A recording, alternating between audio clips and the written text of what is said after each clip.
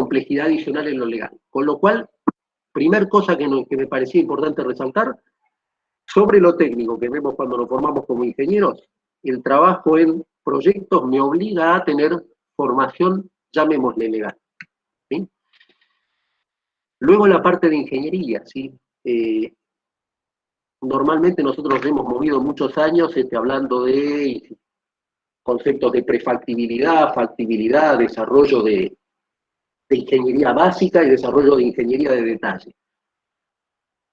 Hoy en día las empresas de energía, bueno, por lo menos en los últimos años, últimamente hubo algún otro giro de tuerca alrededor de esto, comenzaron a moverse con una metodología que se llama de carga frontal, ¿sí? Es decir, focalizándose en las etapas previas al desarrollo de proyectos. Es decir, quien trabaja en ingeniería para proyectos, para luego concretarse ejecución de proyectos, trabaja focalizado en lo que son las etapas que se llaman visualización, conceptualización y de definición. Esto es un concepto que parece nuevo, pero viene de los años 80. Este proceso FEL lo creó la gente de DuPont, ¿sí? Y en realidad en Argentina tuvo bastante, digamos, en lo que es gas y petróleo, empezó a tener auge a partir del año 2012-2013, por lo menos este YPF lo introdujo en esa época y empezó a focalizarse en esto. Básicamente, ¿qué es lo que nos están diciendo? Nos están diciendo que yo tengo la posibilidad de focalizarme. Bueno, la visualización es donde yo hago una gran, digamos, una idea primaria de lo que es el proyecto, de para qué lo necesito y si la conveniencia o no. La conceptualización ya es el desarrollo a nivel técnico de esas alternativas, la definición es elegir la alternativa seleccionada, pero hasta ahí no hicimos nada, digamos, en el campo. ¿Cuál es el concepto básico de lo que es la ingeniería de proyectos de energía? Como los proyectos de energía son proyectos que tienen un alto costo de implementación. Piensen ustedes que en un gasoducto yo estoy enterrando, para decirlo de una manera gráfica, y adecuada a lo que son los proyectos, una gran cantidad de dinero. Yo no me puedo equivocar en la planificación, no puedo equivocarme en la alternativa que elegí. ¿Por qué? Porque el costo de equivocarme en una visualización es una discusión respecto a resultados futuros. ¿Sí? Me tendré que sentar de vuelta con el grupo a discutir qué es lo que tengo que hacer. Si me equivoqué en la conceptualización, seguramente voy a tener que cambiar un par de planos. ¿Sí? Ya cuando llego a la definición va a ser un poquito más complejo el tema, porque tendré que cambiar el diseño, tendré que llamar a mi compañía de ingeniería, cambiar algunos documentos de desarrollo de diseño básico y demás. Ahora, si yo llego a la ejecución no habiendo definido bien las etapas previas, voy a estar comprándome un problema que tiene un costo altísimo. En base a eso es que los proyectos de energía empezaron, o las empresas de energía, empezaron a adaptar el concepto de la parte técnica de lo que es los proyectos estos de carga frontal, FEL o BCD. ¿Sí? Luego siguen la ejecución y la puesta en marcha. Distintas etapas, focalizado en las tres primeras. Ahora, cuando yo llego a ejecutar, ya tengo que tener definido el proyecto. Esta era la visualización o el concepto con el que nos movíamos todos hasta hace un poquito de tiempo, ¿sí? Bastante poco. Y ahí sí vamos a discutir un poquitito lo que se está viviendo hoy en día con la coyuntura de entorno y demás, ¿no? Pero bueno, este era un poquito el mundo de quienes desarrollábamos proyectos en energía hoy en día.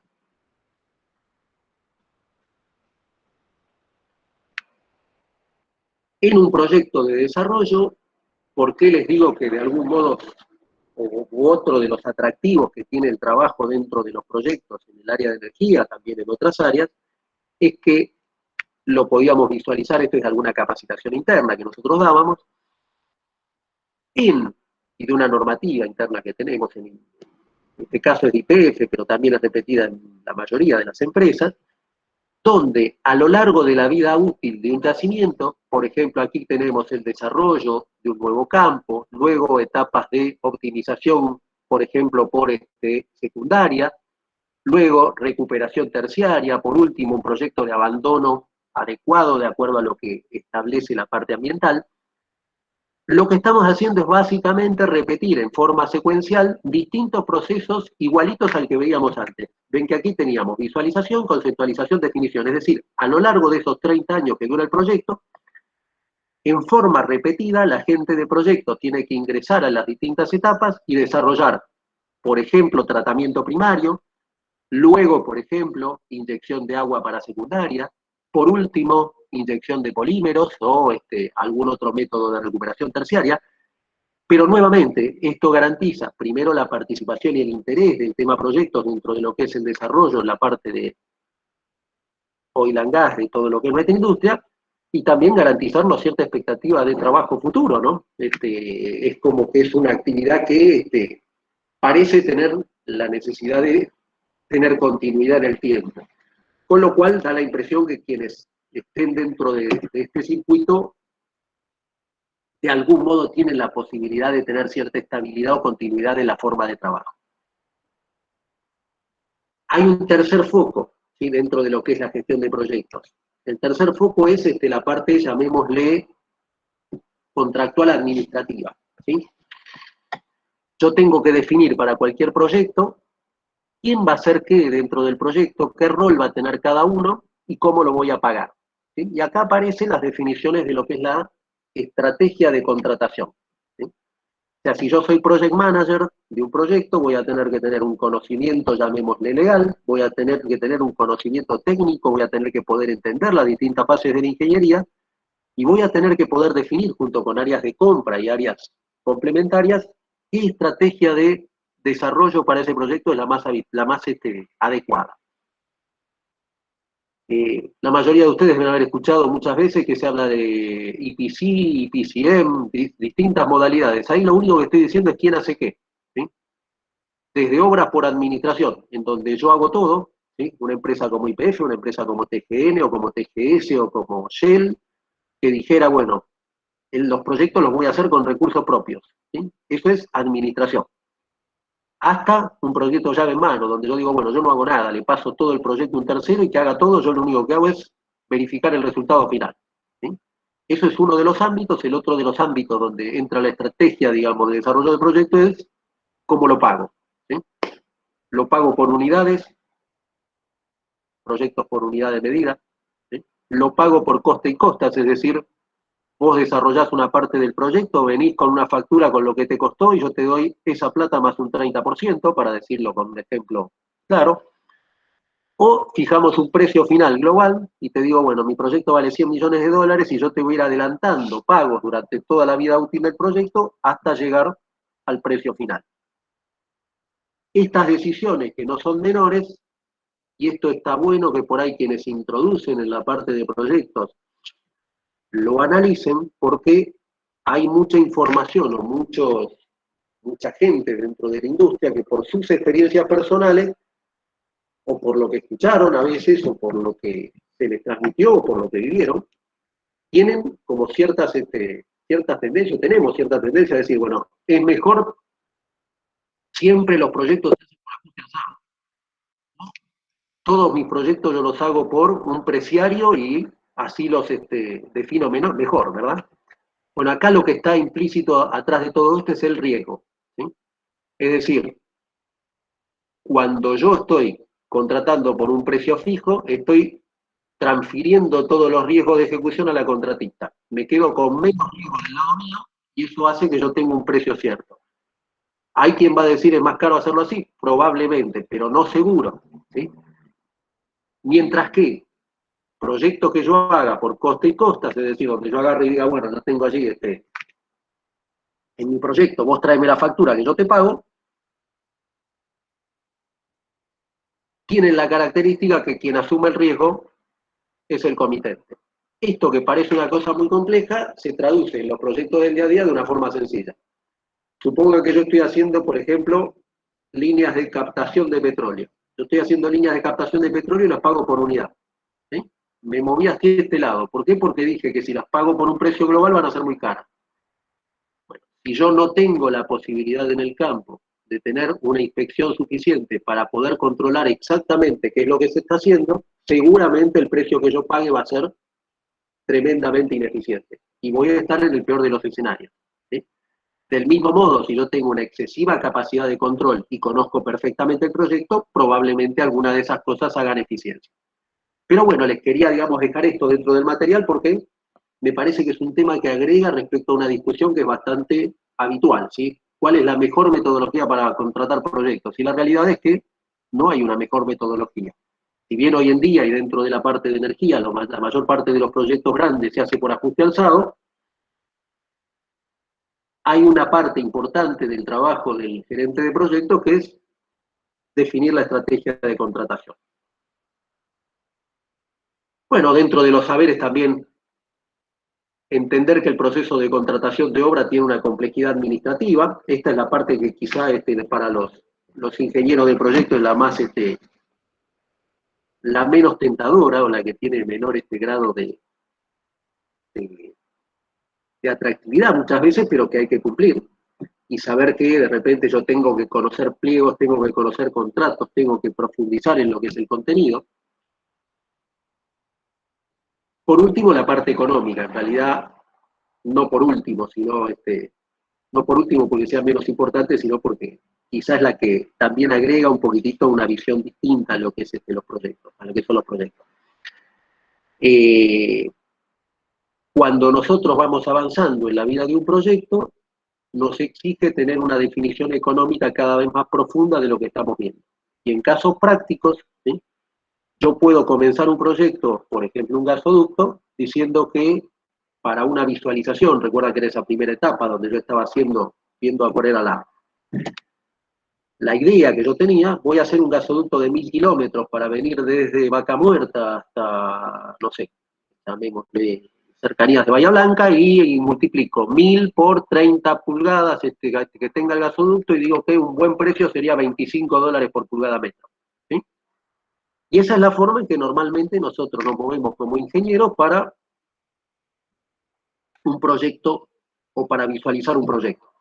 Del mismo modo, quienes estén de ustedes, quienes trabajen en la parte eléctrica, probablemente digan, bueno, un kilowatt instalado vale $1200 por kilowatt instalado, o vale $1.200.000 por mega instalado en un ciclo combinado. ¿Sí? Eso es lo que normalmente nosotros usamos como presupuestos, y esto lo van a escuchar a lo largo de su trabajo en forma constante, y que muchas veces parece una jerga que nos resulta totalmente extraña. ¿Sí? Vamos a las compañías de ingeniería y me dicen, bueno, yo te doy tu presupuesto clase 5 de esta instalación, ¿sí? O clase 4, clase 3, clase 2, hasta llegar a clase 1. ¿Qué nos están diciendo con eso? Nos están haciendo un cálculo económico de un presupuesto que tiene, cuyo rango de máxima, digamos, si yo te dije que ese proyecto vale $100 millones, en realidad puede valer hasta 200, ¿sí? O puede valer la mitad, en su rango más bajo, entre el 20 y el 50% en menos, entre el 30 y el 100% arriba. ¿Qué quiere decir esto? Que es un número como el que acabábamos de hacer recién, ¿sí? $1.200 el kilowatt o $25 la pulgada metro. Pero eso no quiere decir que eso sirva como para que yo salga a definir un proyecto o licitarlo. Fíjense ustedes que en esa jerga que usamos todos y que en realidad es un desarrollo que hizo una asociación de ingeniería americana, ¿sí?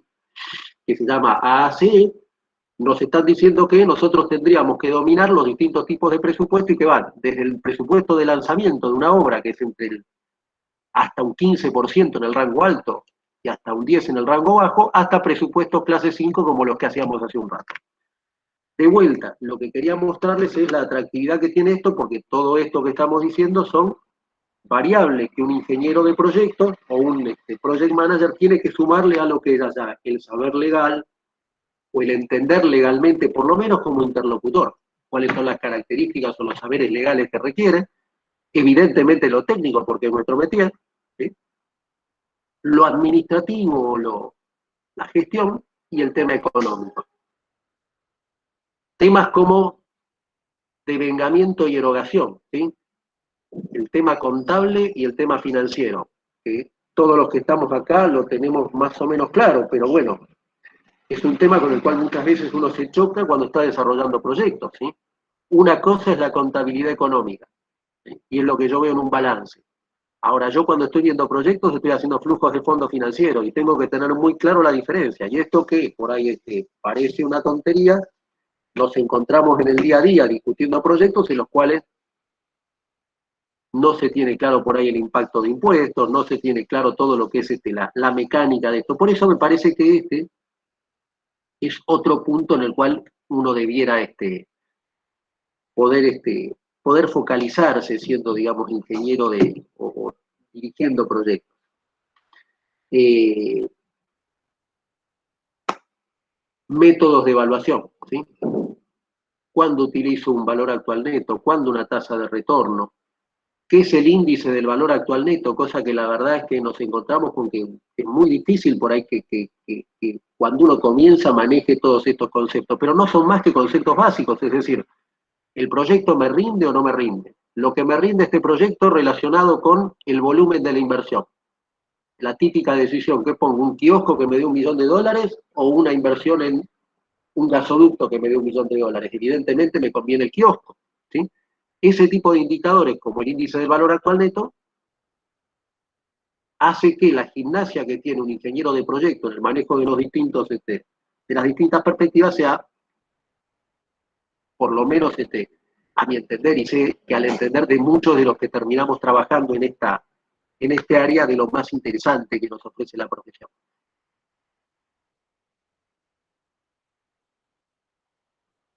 Temas que por ahí parecen, como decíamos, muy conceptuales, ¿no? Acá hay un pequeño flujo de fondo que usábamos como ejemplo, no lo tomen como valores, valores fijos, pero eran un ejemplo, no eran más que eso, de lo que era una inversión para hacer un pozo petrolero. Nosotros hacíamos un ejemplo en una capacitación y mostrábamos lo que era el efecto de atrasar un proyecto durante 6 meses, digamos. Yo me atraso 6 meses en un proyecto, atraso el flujo de fondos en 6 meses y lo que pasaba de ser un proyecto rentable pasa a ser rápidamente un proyecto que no tiene factibilidad, ¿sí? Con lo cual, si yo dirijo un proyecto y no me doy cuenta que un deslizamiento en el tiempo me convierte el proyecto en un proyecto no rentable, es muy poco lo que puedo hacer después, ¿sí? Entonces, esto era un poquitito lo que reflejaba la gestión de proyectos como disciplina.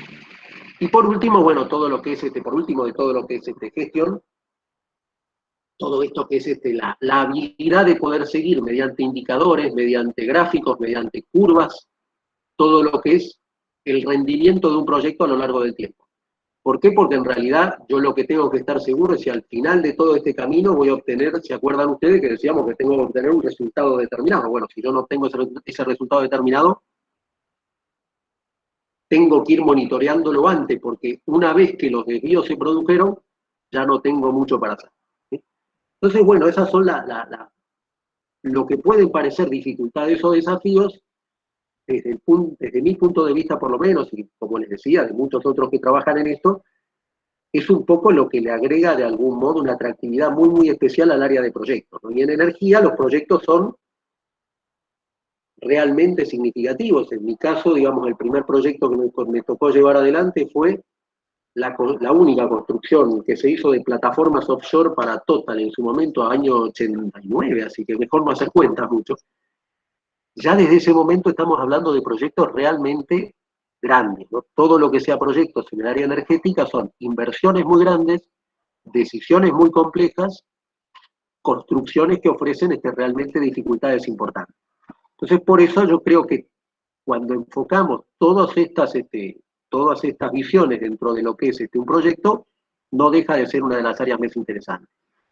Ejemplos de proyectos y problemáticas que uno se encuentra. Instalaciones de superficie de upstream, ¿sí? ¿Qué es lo que pasa con las instalaciones de superficie de upstream? Los tiempos, sobre todo. Yo tengo que entrar en producción. Entonces, cuando hablábamos de la gestión de clientes, de nada sirve un proyecto de tratamiento que tenga excelentes resultados de los 4 factores que teníamos allí, o desde 3 de los factores, y yo pierdo de vista el tiempo, porque si yo no empiezo a producir cuando tengo que producir, otra vez volvamos al flujo de fondos, ¿sí? Estamos en la situación que decíamos. Entonces, quienes trabajen en upstream van a notar mucho dentro de proyectos lo que es la presión de algún modo de la puesta en marcha, de la producción, ¿no? Más allá de que también Y eso lo tienen que balancear porque de algún modo, digamos, no de algún modo, sino de todos los modos posibles, tienen que mantener aspectos de seguridad, aspectos de medio ambiente, aspectos de rendimiento económico, pero también de aspectos de rendimiento técnico. Entonces, bueno, ese es un tipo de problemática. Otros proyectos o quienes estén trabajando ya no desde el upstream, sino desde el midstream o downstream de gas y petróleo, se van a encontrar con proyectos como los grandes gasoductos. Y realmente los grandes gasoductos, de vuelta, no dejan de ser, o quizás son de los proyectos grandes gasoductos y plantas compresoras que ofrecen un desafío realmente muy significativo para quienes puedan desarrollarlos, ¿no? Equipamientos especiales, obras lineales que recorren grandes extensiones. Aquí, bueno, por lo que veía, varios de los que estamos aquí presentes hemos tenido la oportunidad de que justo nos tocara en nuestra carrera la época en la que hubo grandes desarrollos, ¿no? Ya no Loma de la Lata, pero sí los posteriores que vinieron, como fueron los gasoductos a Chile o las expansiones del sistema de transporte. Y ahora estamos en un momento en el cual la verdad es que da la impresión que va a haber que desarrollar infraestructura nuevamente importante de transporte por el tema de digamos, los objetivos del desarrollo de gas. Con lo cual realmente les aseguro que la participación en este tipo de proyectos es más que motivante. Los distintos aspectos que ofrece, el otro día aquí lo incluíamos porque me comentaba Salvador que recordaba de algún modo que había encontrado experiencias no muy convencionales por las que uno pasó, y yo la verdad que recordábamos esta, que fue un poquito, que la verdad que me marcó bastante y a todos los que estuvimos, pero bueno, en los desarrollos que se hicieron de gasoductos a Chile, entre toda la problemática que ofrecían, además de la técnica, la económica y demás, la desarrollábamos con una empresa canadiense, en ese momento TransCanada, nos obligaba a estar pendientes del tema paleontológico. Y teníamos un grupo de paleontólogos que nos acompañaba abriendo la pista para poder luego nosotros trabajar. Y en ese momento, bueno, hubo un hallazgo muy importante de un dinosaurio carnívoro que hoy en día está exhibido no sé en dónde, porque pasó por la Universidad del Comahue, pero luego creo que fue a parar fuera del país, con la característica que, bueno, para el general de la gente era un privilegio, ¿no? Nos decían, bueno, teníamos el privilegio de haber encontrado esto, lo que pasa es que al mismo tiempo significaba quizá parar la obra por un mes, ¿no? Entonces, para lo que era el conocimiento general fue una cosa muy positiva, para lo que era el desarrollo de la obra estábamos desesperados, ¿no? Se nos mezclaban las dos cosas, se nos mezclaba por un lado el entusiasmo de que encontrábamos algo que, siendo ingenieros, no era cosa de todos los días, y nos traía una sensación muy particular, pero por otro lado, también nos salía o nos sacaba de todo lo que era la planificación. De vuelta, características diferentes, pero proyectos energéticos siempre con grandes montos, digamos, o sea que las decisiones que tomamos son muy importantes, afectación de distintas normativas, distinta legislación, a veces hasta internacional, y hoy en día la posibilidad o la necesidad bueno, así como también hay proyectos muy gratificantes porque de repente se obtiene un resultado excelente y a lo largo de la carrera no faltan proyectos donde uno dice, bueno, hubiera querido que se pudiera haber terminado de otra manera o no se terminan de concretar y todos tenemos ese tipo de sensaciones o frustraciones y estamos siempre esperando la posibilidad de poder terminarlos, ¿no? Algunos de esos proyectos están hoy todavía en curso o todavía con aspectos por terminar y bueno, son pequeñas cosas que también, no todo, digamos, es éxito y satisfacción, pero bueno, mayormente sí, por lo menos yo lo interpreto así. Y ahora la posibilidad a futuro de que entiendo que debiera venir una nueva etapa en la cual haya desarrollo de infraestructura, con lo cual es otra oportunidad para que los que tenemos algunos años sigamos estando activos y se incorpore a esta parte de proyectos una gran cantidad de profesionales. ¿Qué ha sido la vida de los ingenieros de proyecto a lo largo del tiempo? Bueno, normalmente nos hemos regido a partir del año 90 más o menos. empezó a incorporarse la entidad esta del PMI. Primero venía en Argentina, mi camada tuvo capacitación con el PMI cuando todavía no había certificación, ¿sí? Venían de Inglaterra, era un instituto del PMI que no estaba aquí en Argentina, y ya emitían sus primeros volúmenes de cómo se hacían los proyectos. Hoy en día ya van por la sexta versión, 2018, ha cambiado muchísimo todo lo que es los formatos y demás, pero por suerte, digamos, por suerte para nosotros, ¿no? Para los que somos más viejitos, la actividad, digamos, de proyectos no ha tenido una evolución, llamémosle, disruptiva. Quienes han trabajado en esto pueden seguir aportando tranquilamente y los que se suman tienen referencias que no son muy distintas. Eso sí, originalmente cuando nosotros nos decían que hay que tener en cuenta cuando desarrollábamos proyectos, decíamos tiempo, es decir, cronograma, ¿eh? El famoso proyecto o cualquier sucedáneo, costos, calidad, seguridad, ¿sí?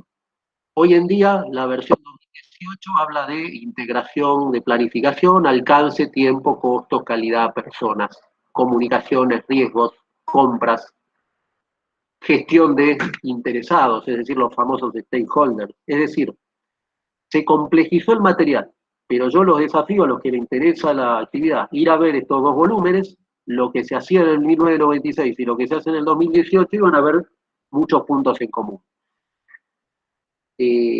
Salvador, ¿cómo venimos? ¿Tenemos 10 minutitos más? Sí, ¿no? Sí, adelante. Ya pasar a la discusión.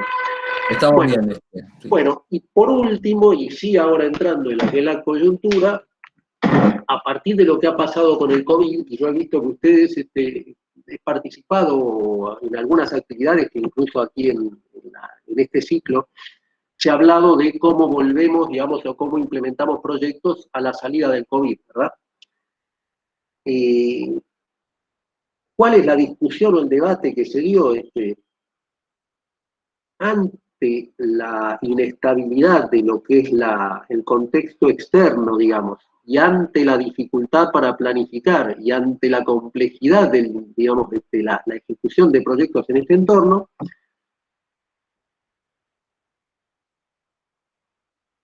Hay una opinión bastante generalizada de decir que tengo que encontrar formas más ágiles de desarrollar proyectos.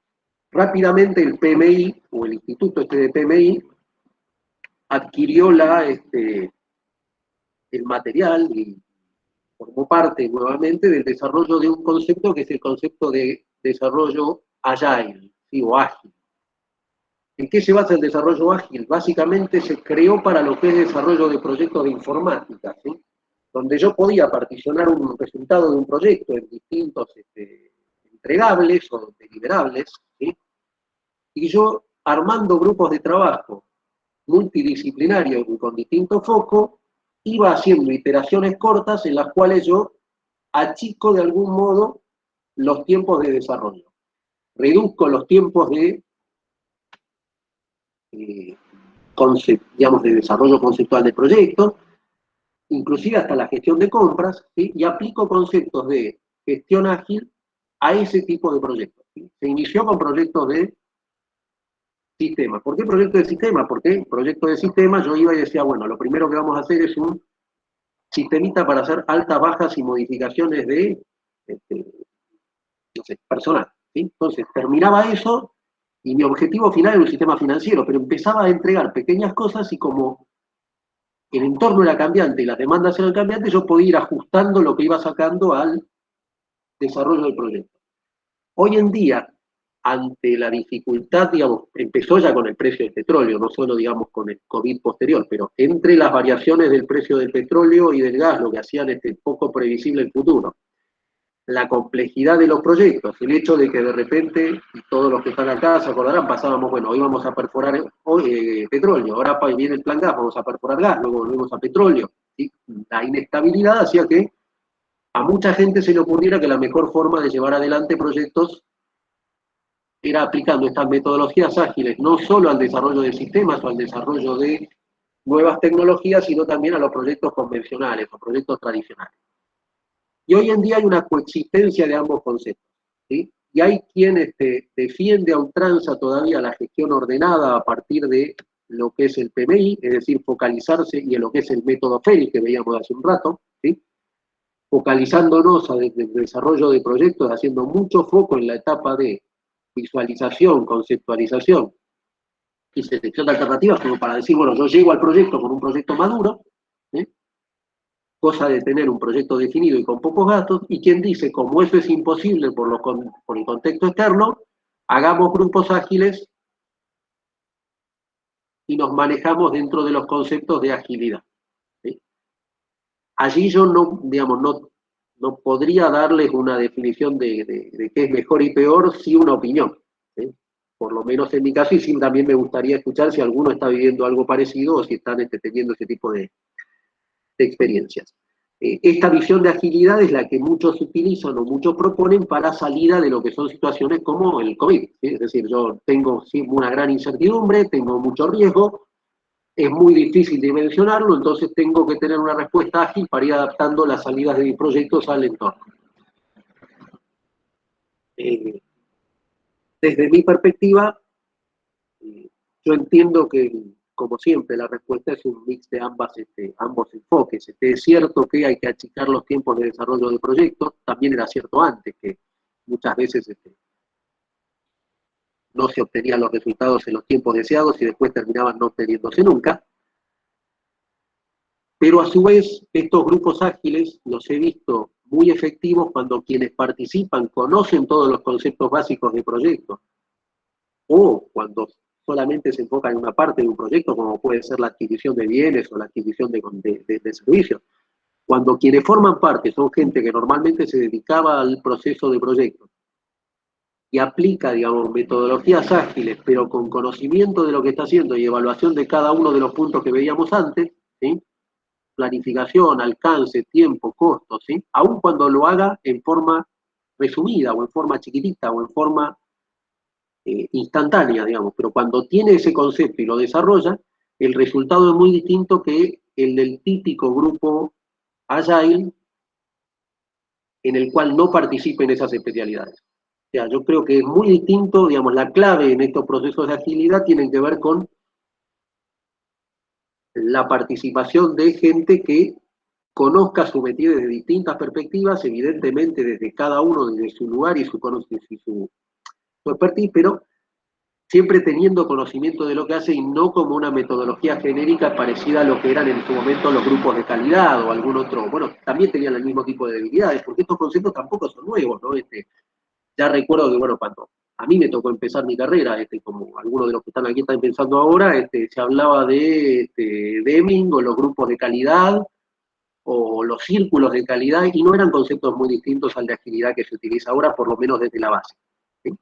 Pero bueno, esa discusión está ahora, la van a escuchar muchas veces como la clave o cuál es la clave para poder implementar proyectos a la salida de situaciones conflictivas como la que tenemos ahora con un entorno cambiante, y creo que bueno, es lo que de algún modo estamos viviendo en distintos aspectos de lo que son proyectos. Ya les digo, de vuelta, una cosa es hacer una línea de flujo para un pad de pozos, otra cosa es hacer el desarrollo de todo un campo de pozos no convencional, y otra cosa es hacer el gasoducto de Vaca Muerta.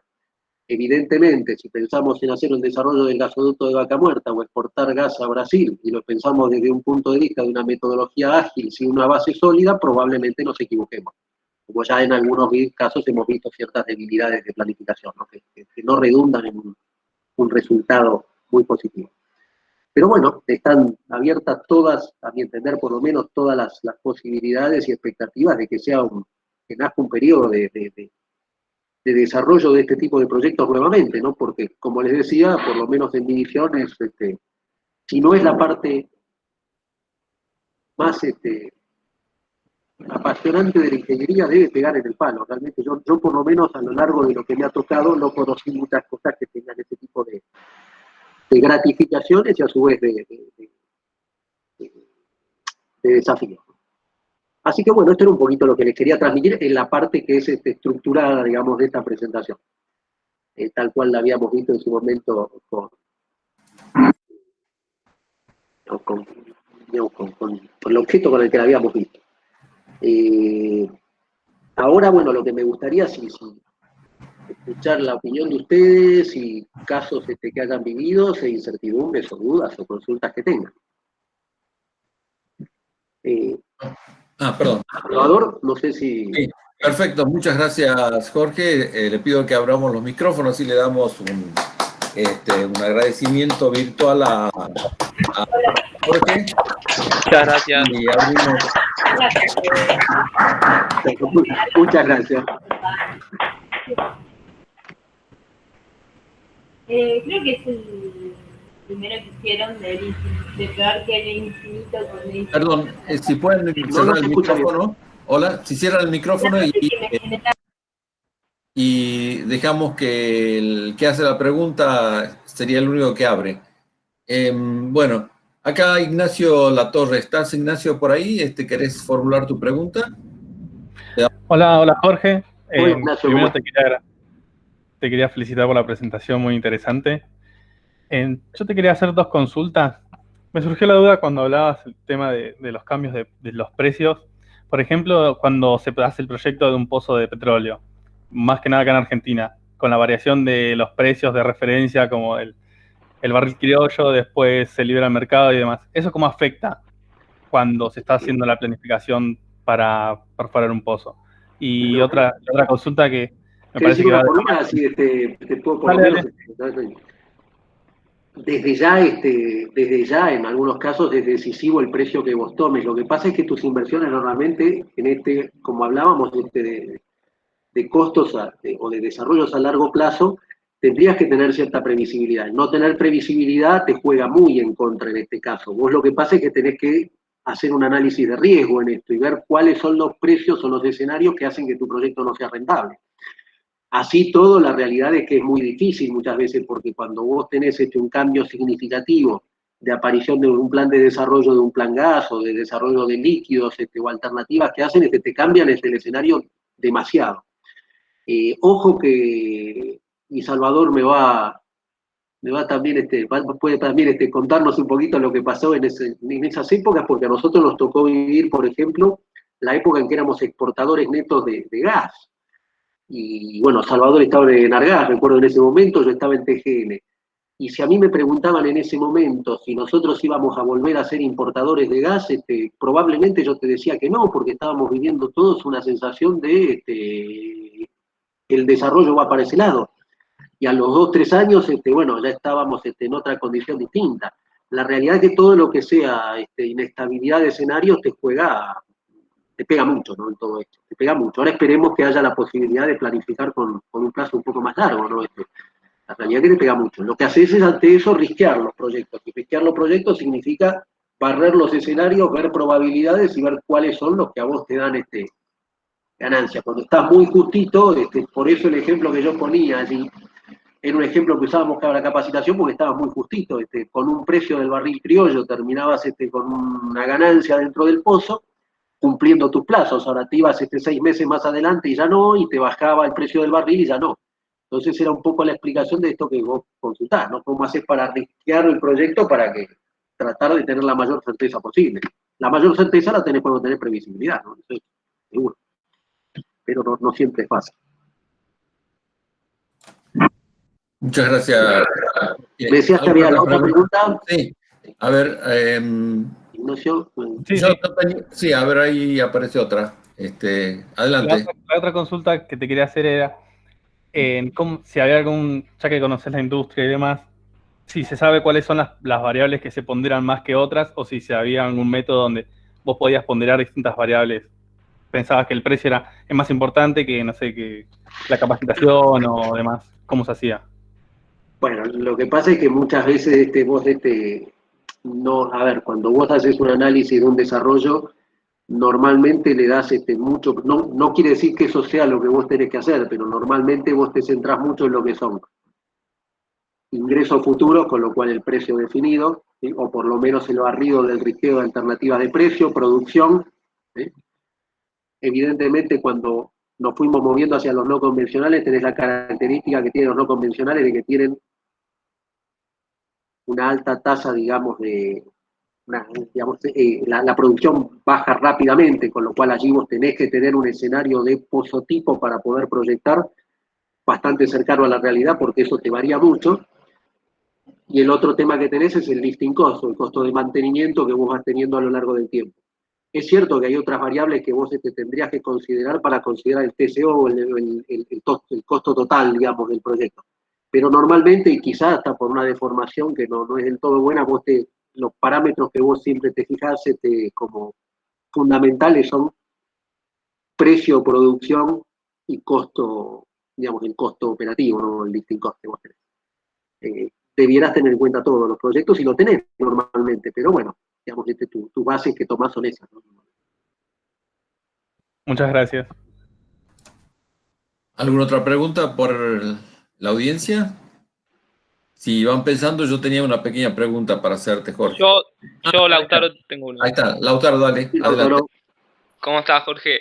¿Cómo Te estás, quería Lautaro? preguntar, en los proyectos y hasta ahora, ¿cómo se pondera el tema del impacto ambiental que pueda llegar a tener el proyecto? Por ejemplo, no sé, ustedes piden un préstamo, capaz que el banco les cobre impuestos porque ese proyecto, digamos, va a tener emisiones de dióxido de carbono equivalentes. ¿Y cómo pensás, digamos, a futuro que se deben hacer, digamos, en estos proyectos de petróleo o gas, digamos? Y lo que pasa es que, a ver, hay una parte que es lo que forma parte de la forma convencional de ver estos proyectos, que es el costear riesgo ambiental o costear como si fuera, digamos, un pasivo ambiental, como si fuera un costo. Hay otra parte que son las oportunidades y en lo que por ahí allí ya se fue desarrollando todo bastante más en los últimos tiempos que en la época en que nosotros empezamos haciendo proyectos. Pero llegó, digamos, a ver acá un momento en el cual hubo mucha, y de vuelta, seguramente también Salvador puede agregar algo. Dentro de lo que era, por ejemplo, transportadora de gas, nosotros tuvimos muchos contactos para el desarrollo de proyectos donde tuviéramos la posibilidad de utilización de créditos de carbono, es decir, no solo ver los impactos y valorizarlos dentro de lo que era integridad del proyecto, lo que era la valorización, sino también buscar alternativas de cómo, a pesar de que competimos con energías más renovables, digamos que el gas es la energía de transición y todo lo que siempre decimos, buscar además cómo monetizar de eso a partir de créditos de carbono y demás. En la época en que nosotros en su momento en TGN teníamos como accionista TransCanada había desarrollado proyectos de recupero de créditos de carbono, por ejemplo, eliminando emisiones, aprovechando, digamos, o disminuyendo lo que eran emisiones a partir de venteos, tomando esos venteos y reinyectándolos a la línea. En su momento nosotros no pudimos encontrar, por las condiciones económicas que teníamos y demás, que eso pudiéramos llegar a implementarlo. Pero no descarto que es un camino que hay que seguir rápidamente, porque son oportunidades. Son oportunidades y ya te digo, en ese momento existían lo mismo que el aprovechamiento energético, y bueno, con Salvador vimos en su momento esto hace bastantes años, aprovechamiento energético de salto entálpico, distintas cosas que hacían que nosotros redujéramos la huella de carbono a la vez que aumentábamos el output, o una de las dos cosas, y monetizar eso. La realidad es que muchos de esos emprendimientos quedaron en emprendimientos potenciales, no terminaron siendo masivamente aprovechados, pero debiera estar la posibilidad.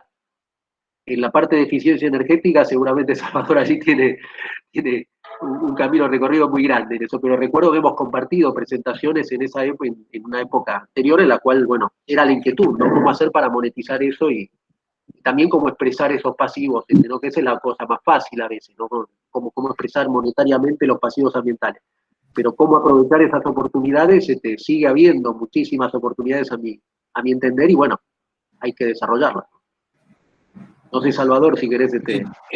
No, coincido totalmente contigo y efectivamente ahí hay un área muy amplia, pero va a depender un poco también del contexto nacional e internacional, ¿no?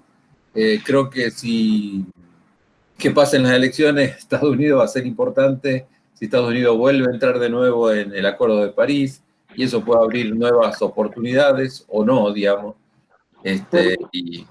Y el otro son los precios internos, que obviamente, bueno, había muchas iniciativas que en otros lugares eran rentables, y recuerdo que las vimos inclusive juntos con Enargas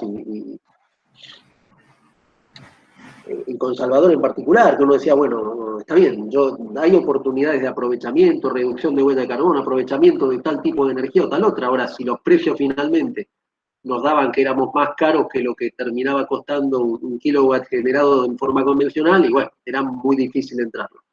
Desde ese momento en adelante hubo incentivos, cambios, digamos, para ciertos tipos de energía renovables, no para otros, pero bueno, la oportunidad está, evidentemente está, y debiera pesar, digamos, ¿no? Debiera encontrarse, o debieran encontrarse alternativas que pesaran en esto.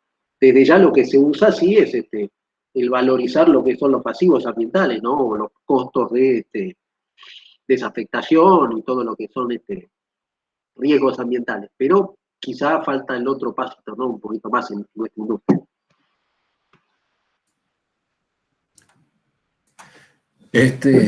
Bueno, sí. Yo tengo una pregunta, a ver, para que ir un poco amenizando y en otros temas. Dos cositas te quería preguntar, Jorge. Uno es, ¿cómo impactó en el proyecto que estaban haciendo del gasoducto cuando encontraron estos restos de... Sí, esto fue bueno, por supuesto, desde el punto de vista de un hallazgo científico, pero ¿cómo impactó en el proyecto y en el costo? Y segundo, también relacionado con eso, pero ya más pensando en el presente, ¿qué pasa con los proyectos que estaban en curso y de golpe se pararon por la pandemia? ¿Y qué pasó con todo eso? Digamos, los contratos, en fin. ¿Algún Sí. comentario sobre eso, si tenés, sería interesante? Sí, lo primero, que si bien fue, digamos, desde el punto de vista anecdótico, creo que todos los que participamos en ese proyecto, fue una cosa muy positiva porque no nos había pasado nunca y no creo que nos vuelva a pasar. ¿Qué es lo que pasa con este tipo de hallazgos? Desde el punto de vista, a ver, la gente de paleontología de la Universidad del Comahue que estaba con nosotros estaba entusiasmadísima, digamos, realmente fue para ellos lo mejor que podía pasarle al proyecto. Para uno que estaba a cargo de la realización del proyecto, la realidad que esto significó, por un lado, bueno, desde ya, si bien no era esperado, al nosotros tener que contratar a un grupo de paleontólogos, ir abriendo pistas y demás, existía ese riesgo y de algún modo lo esperábamos. Ahora, por otro lado, también significó un parate, digamos, en esa parte de la traza de cerca de 2 o 3 semanas hasta poder más o menos retirar eso con cierta seguridad. Y poder trasladar el fósil. Es como todo, ¿no? De algún lado fue una cosa muy excitante desde el punto de vista laboral y desde el punto de vista de lo que es la experiencia profesional y de vuelta a encontrarse ante cosas inesperadas que solamente en este tipo de... No es tan fácil encontrarla dentro de las distintas especialidades de la ingeniería. Y como todo esto hay que verlo desde las distintas perspectivas, ¿no? Desde el punto de vista de tiempos y financieros nos costó recuperar el ritmo. Desde el punto de vista de la exposición, la verdad que nadie sabía mucho que estábamos haciendo el gasoducto si bien era uno de los más grandes que hubo en ese momento. A partir de allí, con la exposición que tuvimos, tuvimos distintos controles, o se intensificaron mucho los controles, lo cual tampoco fue del todo cómodo para todos, pero a su vez fue una confirmación de que realmente es un tema que hasta ese momento no se tenía en cuenta y que tenía su grado de importancia. Y esto se reflejó, por ejemplo, cuando se hicieron los gasoductos de Perú, del proyecto Camisea. En ese lugar el riesgo, digamos, no era paleontológico, sino arqueológico, y la metodología fue exactamente igual. Y terminó habiendo lo que se llama un museo de sitio, donde están todos los restos arqueológicos de las distintas culturas que habían pasado por la traza del ducto, en un lugar, ¿no?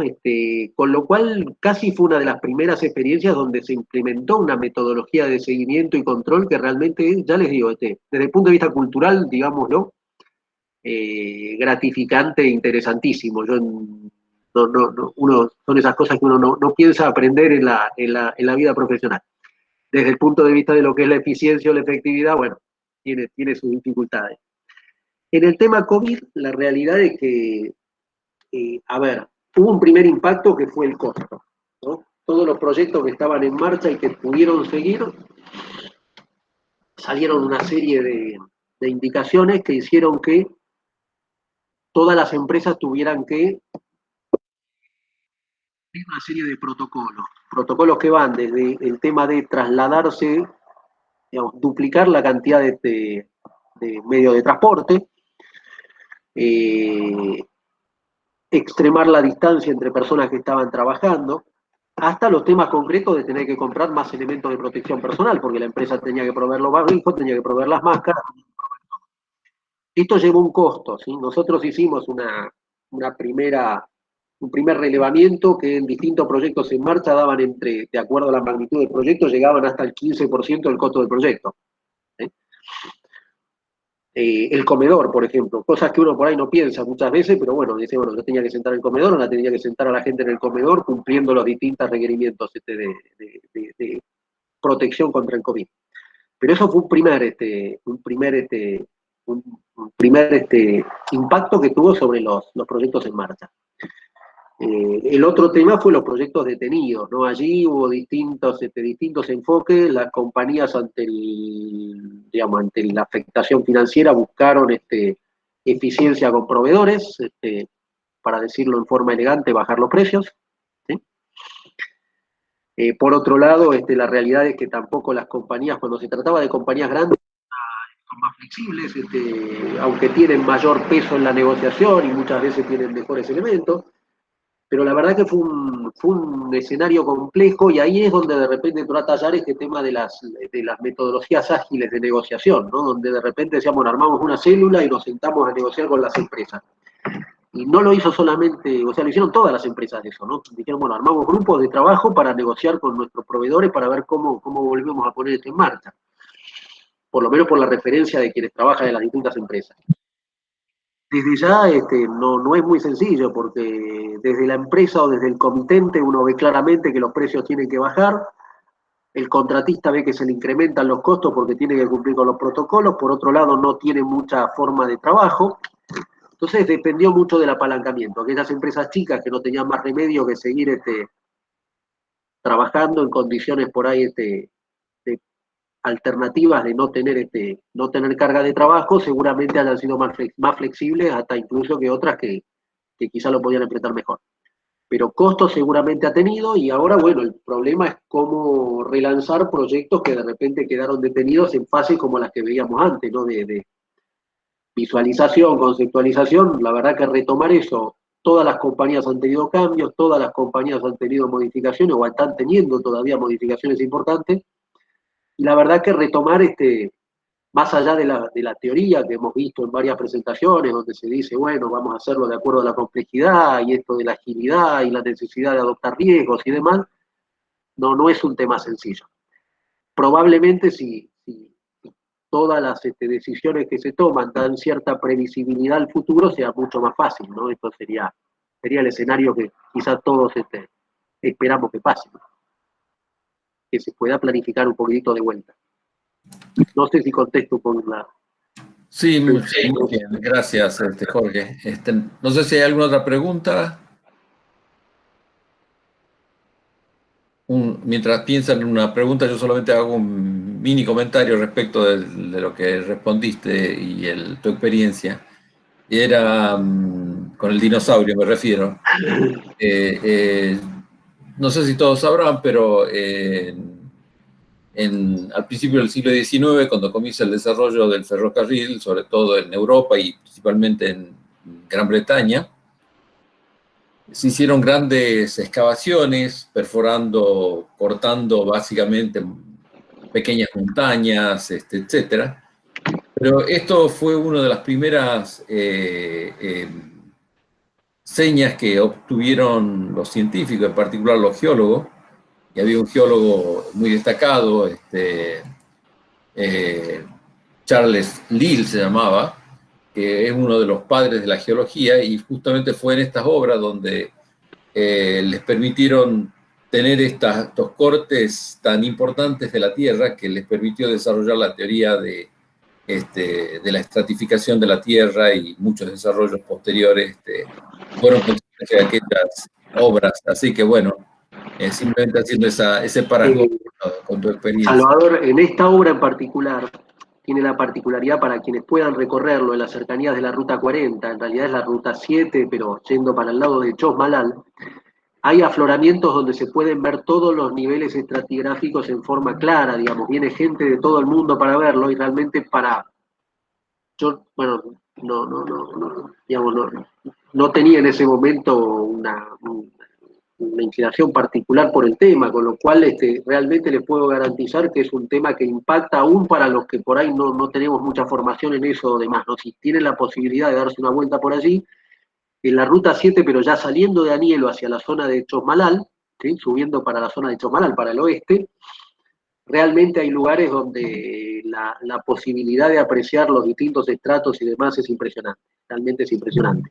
Y acá, bueno, evidentemente surgía en ese momento el chiste de decirnos que la traza que habíamos elegido era justo la que habían elegido los dinosaurios para hacer una migración hacia el lado de Chile, ¿no? Como para decirnos que íbamos a encontrar a cada paso.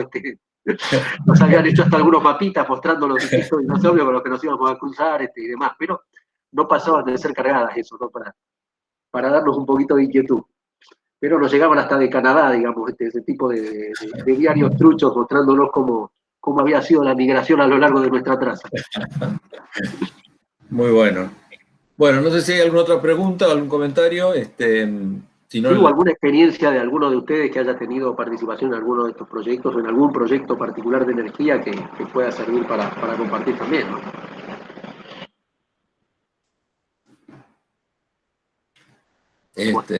Bueno, yo solamente un comentario nada más respecto a lo que vos acabas de decir.